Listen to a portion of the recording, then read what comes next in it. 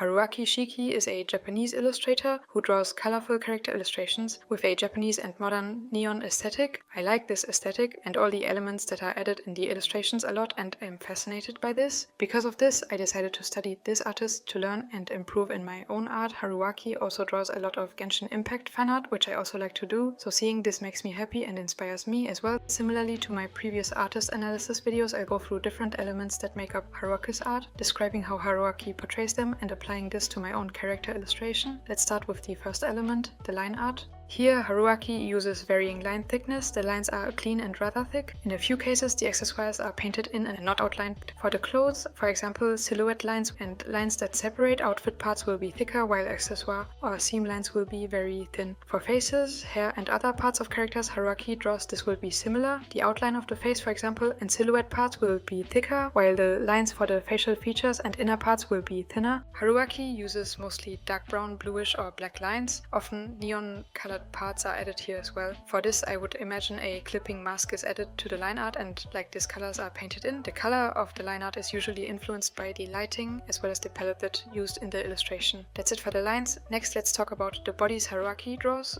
Here, the young looking characters will have bigger heads and smaller bodies. They tend to have thin, rather childlike proportions and don't appear very muscular. The limbs are rather straight, for example. I would describe the proportions as cute, a bit simplified and in between realistic and stylized. Older characters will have slightly wider bodies, but they also appear rather thin. Characteristic for Haruki's art would be the big hands and feet. The hands also appear rather wide. The hand or feet nails are also drawn in and even shaded when the body parts are more at the front of the illustration and foreshortened. The characters are around 6 to 7 heads tall. The upper body tends to be about as long as the lower body or slightly shorter. Now we're done with the body. Next, let's move on to the face shape. This is mostly rounded with a pointy chin and a rounded jaw and cheeks. The change of direction at the face outline, going downwards to more inwards, is at around the mouth level. It often is not at one clear point since this part is more rounded. In the side view, this change in direction tends to be a bit higher up. The faces appear rather cute and young because of the full and rounded cheeks or jaw, but the side of the cheek is not too puffy and a bit flat. Overall, the face shape is pretty wide here. The forehead and upper part of the head is clearly slightly wider than the lower part. Often, the face shape will be made up of one more straight and one more rounded side in the 3/4 view. Next, let's add some features to the face. Let's start with talking about the nose. In the front view, this will be portrayed as a shadow or light. The shape for this will be a diamond, triangle or round with one small additional line or dot. In the side view, one line or two changes of direction will be used for the nose outline. Overall, the nose appears very small, almost always a shadow. Light or both will be added as well as blush. When one side of the face is shaded, no shadow on the nose will also often be used. Next, we move on to the mouth. This would be pretty far up on the face, making the chin appear bigger. Usually the mouth would be just a line with varying line thickness. For open mouths, they tend to be small, and sometimes small teeth will be added to the mouth shape. The teeth are outlined at times and sharp teeth would be added. In a few cases, an empty space on the mouth would be added as well. Sometimes a small line lip gloss or shadow would be added on the mouth. Usually a small highlight will be added on the mouth. Sometimes some blush will be added underneath as well. Now it's time for the eyebrows. These are rather thin and a bit curved. They are small and gentle. At times they will be outlined as well, and at times not. Shading will be added through small strokes. Now let's talk about a part that makes every artist very unique: the eyes. First, I'm focusing on the outlines and shapes of the eye. This is what you would focus on during the sketching and line art phase. They are placed below the middle of the head. The eye shape is a bit rectangular or parallelogram. Like sometimes the eye will also be more rounded or almond shaped. How tall and wide open they are can depend on the character and their expression. Overall, the lower line will be more straight while the upper one will be more curved. For the upper lash, you have one big one and often multiple smaller lashes are added. For the outer side, you have one line getting thicker from bottom to top. A small empty space at the lower outer corner will be added as well sometimes. For the lower lash, you have one small shape only in middle, and around this small lashes will be added at times too. Overall, you have small lines or lights on lashes often, as well as shadow lines. The lashes and eyeline art is colored and shaded this way. Red parts are most commonly added. In some cases, the lash will have a separate outline from the inner colored part. In other cases, this is just one big shape. At times, there will also be an added outline around the white of the eye. The inner side will then be empty. All angles and lines used to portray the eyes will sometimes be more and sometimes less curved, depending on the character and perspective used in the illustration. As for lines around the eye, you have one long line above the eyelash or two lines with a change of direction that is going into the upper lash line. Next, let's move on to what's inside the eye, the iris. This has a circular, rounded, tall shape, while the shading of it can vary a bit from illustration to illustration. Here is one method I figured out to draw the iris like Haruaki, and for the approach here I'm adding one layer for each color used to portray the iris. First is the base color, next would be a shadow or light layer, which I drew in at either the top or bottom of the iris. It's similar with the next layer, which would be another shadow or light layer. I named both these layers light 1 and 2 for the eyes I drew here. After this I added a layer for the iris outline, which Haruaki paints in with a thicker stroke of one color. Usually the pupil will also take on this color. The iris outline and pupil will often include more than one color, and for this I added another outline layer. And for 2 of the 5 eyes here, I then also added a third outline layer, since there the iris outline and pupil included one more color as well. Next, let's talk about the lashes here, since this is shaded in a pretty detailed way for many of the characters Haruaki draws. I filled this in with a base as well and labeled the color I used here as lash 1. On the next lash layer, I then either added small strokes for the upper pair of eyes or a big brighter part at the top of the eyelash for the other eyes. The third and fourth lash layers were then for more details on the eyelash. Characteristic for the eyes Haruaki draws would then also be that a small red outline tends to be added in around the inner part of the eye. The highlights Haruaki draws would be outlined small circular shapes that are commonly at the top and sometimes at the bottom of the iris. At times, smaller highlights can also be added at the bottom. The white of the eye is not shaded but filled with a slightly darker color. Usually, let's finish up talking about the face by adding some face shading.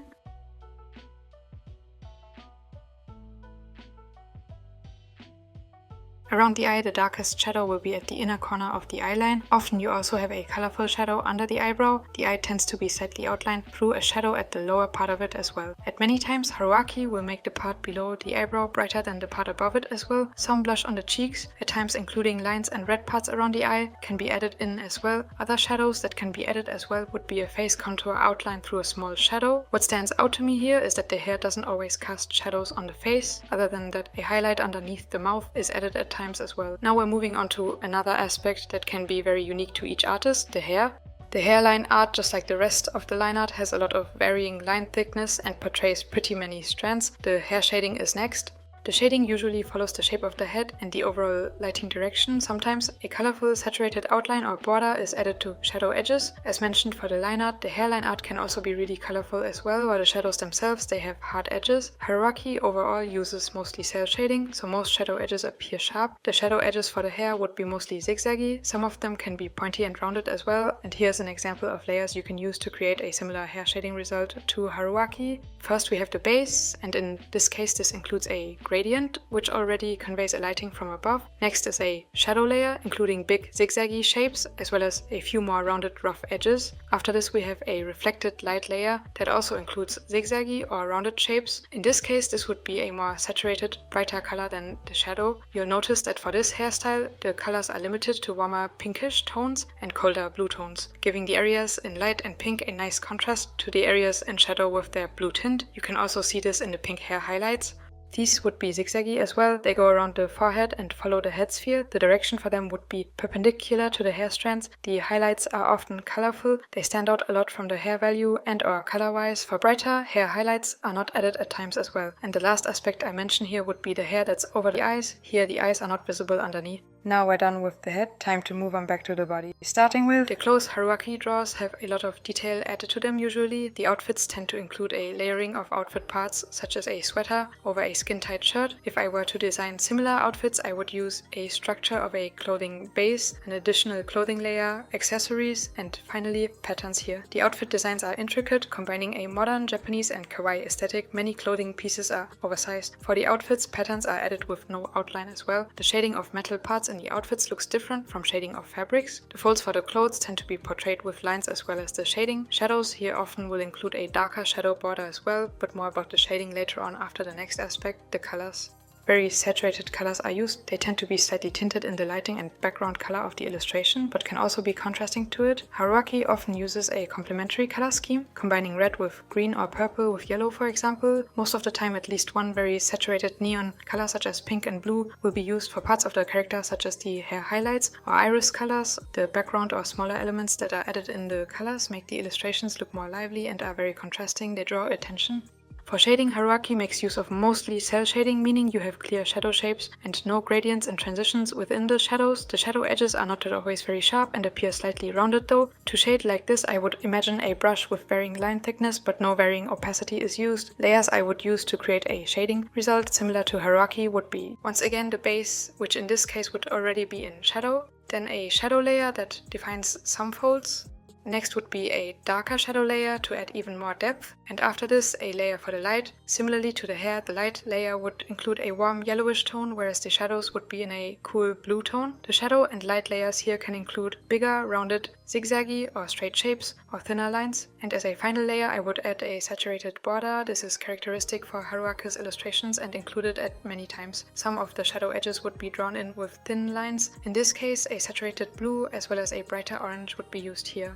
What stands out about the lightning scenarios used would be that often the forehead of the character will be lit while the lower part of the face is in a shadow. The added contrast on the face through this draws some attention to it. The nose shadow or light adds to this most of the time. A strong overhead light is used often. Depending on the lighting color and base colors used, the shadow colors will be affected. They tend to be more saturated often.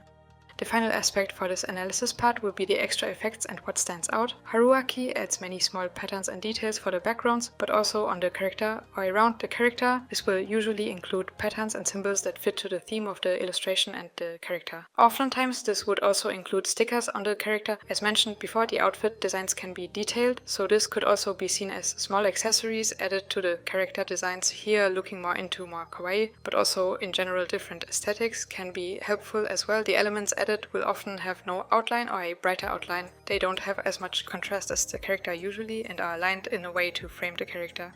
As background, Haruaki draws a flat color or a gradient. Various patterns tend to be added as well, which would again be fitting to the theme. This, as well as the incorporation of text in some of the illustrations, conveys more of a graphic design look here. Grids and many small sparkles are added at times as well. I looked through the Clip Studio Paint asset library and saw some asset brushes for Japanese patterns there. Some of these were definitely used in Haruaki's illustrations as well. While I use Krita to draw, I also use Clip Studio Paint to add in background elements through the asset library, and finding these was really nice. Something that would be overall important to consider at first is the theme. What elements can be associated with it? How can they be shown in the character design and the background? These would be some questions that you can ask if you want to apply similar elements for your own art. And that's what I'll move on to next, drawing an illustration in Haruaki's style.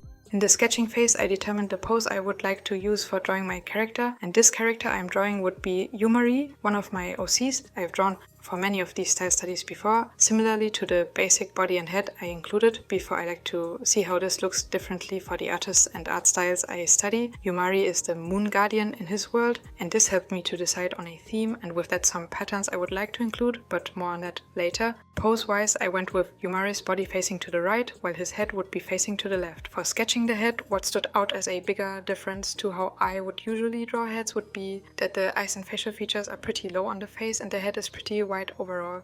When it then came to adding the outfit, I added some clouds and star constellation as pattern, fitting to the dreamy vibe Yumari has and his connection to astronomy as moon guardian. I then also added a bag he would hold on to with the hand he's holding up. Here I then implemented some tassels to make the illustration fit a bit more to the Japanese theme, usually included in Haruakis illustrations. For the linear, I first outlined my sketch normally using a slightly wider line thickness than what I normally go for. I paid attention to making the silhouette lines thicker than the inner and accessoire lines. Adding the small seam lines was something I'm also not that used to, and I found trying this here was a nice experience. It added some depth to the clothes. After this I added the outline patterns on a separate folder. For this I used even thicker lines at times. For coloring, I used a green tone for the white shirt, which is pretty unusual for me, but I saw Haruaki do this in a few of their illustrations, so I want to try pairing this with the purpley color scheme Yumari's outfit has. I used the color palette systems I had determined during my analysis and adjusted them to fit more to his colors. After this, I blocked in some lighting scenarios. For this, I like to make the illustration black and white to focus more on the values and the contrast.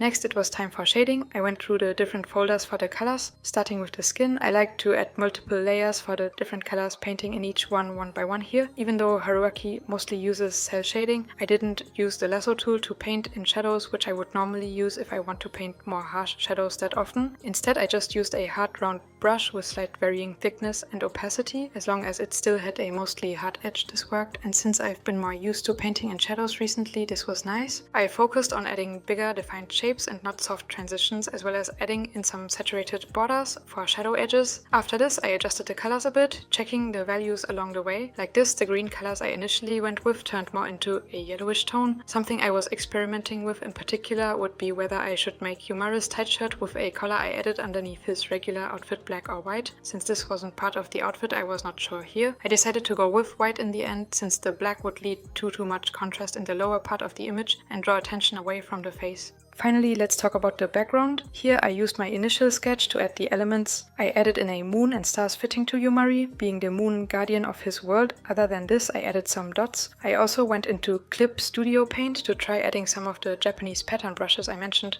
during the analysis part. Like this, I created two versions for the background, one with the sparkles and one with these patterns. You can let me know which one you prefer in the comments. With that, this illustration is done.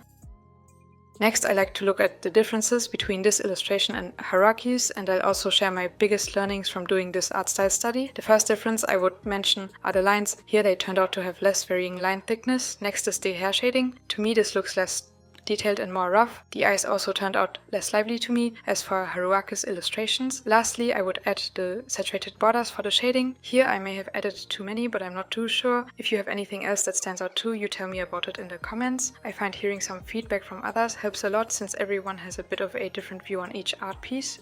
As for my learnings, these would include using more various colors, adding in saturated borders, using lighting to draw attention to the face, adding accessories and background elements that fit to the illustration's theme. For this, having a theme in the first place is of course useful and important. And finally, I would add the power of composition and placing all elements you want to use in the illustration with intention. That would be it for my learnings. I'll leave links to Haruakis art in the video description. Feel free to check their art out if you haven't already. I appreciate Haruakis art a lot, and doing this study was a great experience. I hope it was inspiring to you. I'll leave the full screen recorded process for drawing the basic body and head for this video on my Patreon. And those would be all things I have to say for today's video. Thank you for watching, and bye!